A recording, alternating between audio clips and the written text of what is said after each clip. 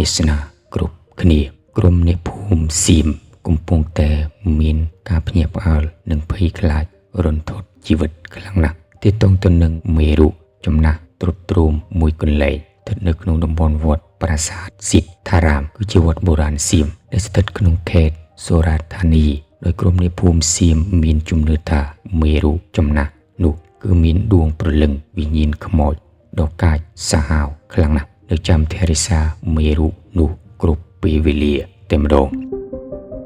ម្យ៉ាងវិញទៀតនោះតាមការរៀបរាប់ឲ្យដឹងពីក្រុមអ្នកភូមិសៀមរស់នៅតំបន់ទីនោះដោយវត្តប្រាសាទសិទ្ធថារាមនេះកន្លងមកគឺមានក្រុមអាជ្ញាធរសៀមនៅតំបន់ទីនោះមានគម្រោងនឹងឈូសឆាយបំផ្លាញចោលមេរុនេះផងដែរប៉ុន្តែជាអកុសលនៅក្នុងភូមិនោះវាចេះតែមានរឿងរ៉ាវចម្លែកកើតឡើងក្នុងភូមិសៀមនោះតែម្ដងដូចជាយប់ឡើងកាលណាក្រុមអ្នកភូមិសៀមតែងតែឮ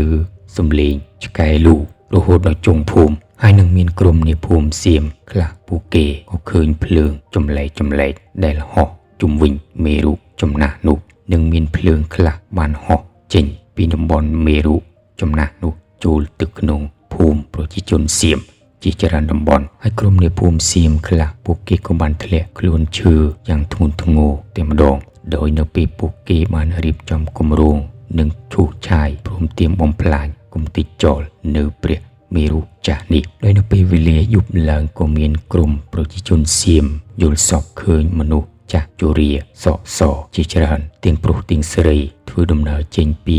មេរុចំណាស់នោះមកសុំអ្នកភូមិសៀមដើម្បីកុំឲ្យបំផ្លាញទៅលើវត្តមេរុសពខ្មោចនោះពីព្រោះវាជាទីកន្លែងរស់នៅរបស់ពួកគេដូច្នេះហើយទើបក្រុមអ្នកភូមិសៀមពីគ្រោះគ្នាជាមួយនឹងលោកប្រធានភូមិដោយឃើញប្រជាជនភូមិសៀមជួបគ្រោះទុក្ខធំកំពៀជាទម្ងន់រួចមកហើយនោះដោយពួកក្រុមអាជ្ញាធរសៀមបានរៀបចំនឹងនាំគ្នាថែរក្សាទុក្ខនៅវត្តមេរុនេះតែម្ដងក្រុមអ្នកភូមិសៀមជាច្រើននាំគ្នាទៅអុជធូបបួងសួងនិងសូមឲ្យមានសេចក្តីសុខសាន្តត្រជាត្រជុំនៅក្នុងភូមិឋានរបស់ពួកគេរស់នៅផងនោះព្រមទាំងមានព្រះសង្ឃសៀមអាចារ្យវត្តសៀមនិងអ្នកភូមិសៀមផងដែរទៅចូលរួមនៅក្នុងពិធីបួងសួងពីព្រះមេរុចំណាស់បូជាសពខ្មោចនោះ